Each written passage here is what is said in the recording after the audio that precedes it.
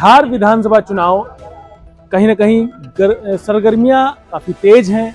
बिहार का माहौल जिस तरीके से अलग अलग राजनीतिक पार्टियों के फेवर में जाता हुआ दिख रहा है, कई सारे रुझान आ रहे हैं। कई जगह पर यह भी पता चल रहा है कि लोगों को वोट डालने से भी रोका जा रहा है। कई जगह पर यह भी चीज़ें आ रही हैं कि सही तरीके से लोकतांत्रिक चुनाव नहीं हो पा रहे हैं।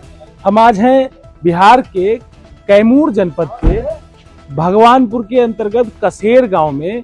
यहाँ पर हम लोगों से बातचीत करेंगे कि क्या मामला है और किस तरीके से विधानसभा चुनाव चल रहे हैं और कैसे यहाँ पर कौन सरकार बनाएगा, कौन लोकतांत्रिक व्यवस्था से चुन करके यहाँ पर लोगों की सेवा करेगा। नमस्कार भाई साहब, स्वागत है आपका नेशनल स्टेशन। जी, मेरा नाम अरविंद सिंह राजपूत हुआ जी।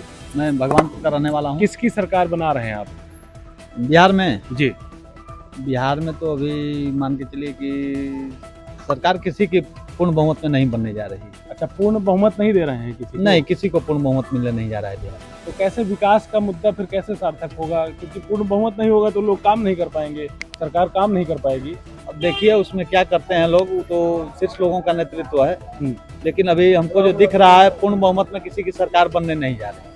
आपके यहाँ का क्या मामला है यहाँ पे? क्योंकि जिस तरीके से अभी हम आए हैं, रास्ते टूटे हुए हैं और यहाँ का जो इतिहास रहा है कि कई सारे नेता जीतते हैं, उसके बाद स्विच करके दूसरी पार्टी में। ये हमारे यहाँ का मुद्दा तो सिर्फ विकास है। अच्छा, यहाँ विकास के नाम पे जीरो टॉलरेंस है। यहाँ विकास का कोई काम ही नहीं हुआ।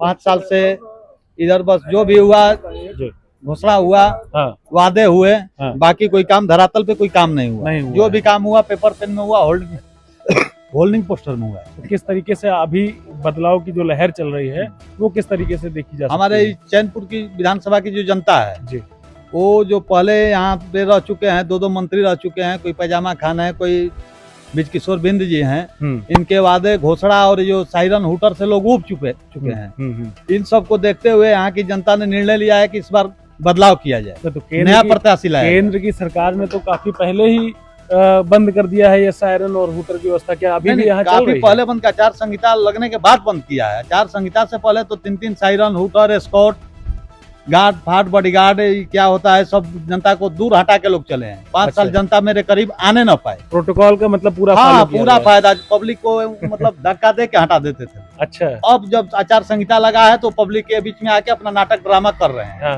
वो ब्रिजकिशोर बिंद जी हो, पैजामा खान हो या और जो लोग भी, यहाँ पे मात्र पब्लिक के बीच में रह के काम करने वाला धीरज कुमार सिंह जो भांजी हैं वही हैं, जो कि 8 साल से लगातार पब्लिक के बीच में चल रहे हैं। आपका मतलब यह है कि बहुजन समाजवादी पार्टी यहाँ पर सत्ता में आ रही है? सत्ता में आ नहीं रही है, यहाँ पूरी तरह से बहुजन समाज पार्टी जीत रही है। अच्छा। अगले बार भी बहुजन समाज पार्टी जीती थी, इस बार भी जीत रही है।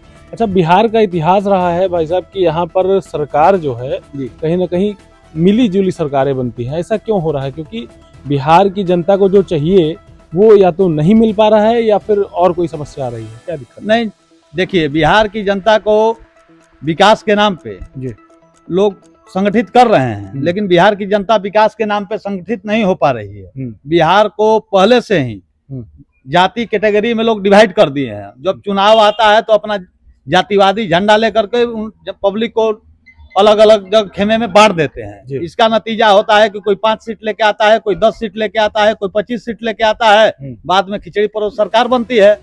वहीं नीतीश कुमार कभी पलटी मार के चले जाएंगे लालू जी के घर में, और वहीं कभी मौका मिलेगा तो अमित शाह जी चले जाएंगे नीतीश कुमार के घर में। ये तो खुले मन से भी बोला गया था कि हम सरकार दरवाजे हमेशा के लिए नीतीश कुमार जी के बंद हैं, लेकिन उसके बाद भी गठबंधन की सरकार बन गई। ये अमित शाह जी क्लियर बोले थे कि बंद है। ये ड्रामा बिहार की जनता आज 20 सालों से देख रही है। ये कहीं आदमी 10 बार सीएम बन रहा है, हर 10 दिन में सरकार गिराना, हर 10 दिन में सरकार बनाना। ये सब रंडी भणुआ का खेल हो गया है बिहार में। यहाँ कोई कायदे का नेता नहीं रहा है। हाँ, क्या नाम है भाई साहब आपका? क्या आपका क्या नाम है? मेरा नाम रंजीत जायसवाल हुआ। तो यहाँ पर आप किसकी सरकार चुन करके ला रहे हैं आपके चैनपुर क्षेत्र में? चैनपुर क्षेत्र में हम बहुजन समाज पार्टी को वोट देंगे, धीरज कुमार सिंह को वोट देंगे। अच्छा जी, बहुजन समाजवादी पार्टी को वोट देंगे, लेकिन बिहार का जो इतिहास है वो कहीं ना कहीं मिलीजुली सरकार का रहा है। तो हम ये जानना चाहते हैं बिहार के लोग इस बार किसको मुख्यमंत्री बनाना चाह रहे हैं, किसको मुख्यमंत्री सीट तक पहुंचाएंगे? मुख्यमंत्री तो हमारे मन से नीतीश जी भी बने तो ठीक है, अच्छा, एनडीए जी। प्रत्याशी। लेकिन प्रत्याशी यहाँ बदलना है। अच्छा, मतलब चैनपुर में। आपका मतलब यह है कि यहाँ पर आपका विधानसभा जो है, यहाँ पर आपका विधायक बहुजन समाजवादी पार्टी का होना चाहिए और सेंट्रल मुख्यमंत्री जी, पद के जी, लिए। जी, जी। चलिए ठीक। क्या नाम है भाई साहब आपका? योगेंद्र कुमार से। योगेंद्र जी, किसको यहाँ पर लेकर के आ रहे हैं, चुन करके किसको लेकर के आएंगे यहाँ पर? अगर यहाँ 21 प्रत्याशियों में आकलन किया जाए तो धीरज ही सबसे बेहतर व्यक्ति है। अच्छा। पढ़े लिखे व्यक्ति हैं, युवा हैं, हम्म, और अभी तक यहाँ जितने भी लड़े उनमें कोई युवा नहीं लड़ा था। और जितने भी लोग चुनाव लड़े जीते वो अपने कमीनी के लिए, जनता के लिए नहीं। जनता तो बहुत मान सम्मान दी, लेकिन वो जनता के लिए नहीं किए।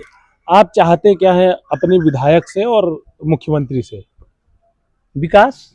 कैसा विकास देखना चाहते हैं? जो कि अभी हम आए हैं, रास्ता टूटे हुए हैं, सारे रास्ते डैमेज हैं, गांव की स्थिति बड़ी बदहाल है, तो इसको कैसे सुधरवाना चाहते हैं आप? जमीनी तौर पर काम कर कर। अच्छा, तो अभी कुछ वादे या मुद्दे कुछ ऐसे आपके जनप्रतिनिधि ने आप लोगों से बोले हैं, बताए हैं, या फिर कोई ब्लूप्रिंट आपको दिया है कि कैसे हम लोग काम करने वाले हैं?